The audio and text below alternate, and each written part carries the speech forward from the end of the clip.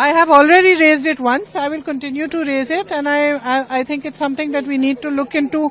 And it's a complex issue. It doesn't have easy solutions, but I will definitely put as much pressure and raise it as much as I can. We need also more funding here. In my last trip here, I had a meeting with the district magistrate and all the forest officials, and essentially there is a difficulty with the funding both from centre and state.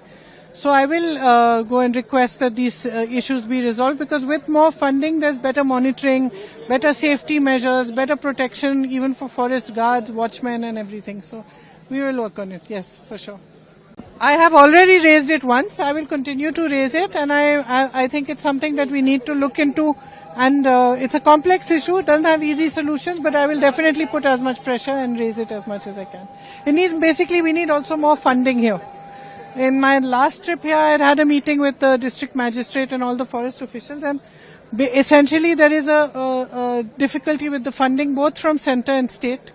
So I will go and request that these issues be resolved, because with more funding there's better monitoring, better safety measures, better protection even for forest guards, watchmen and everything. So we will work on it, yes, for sure.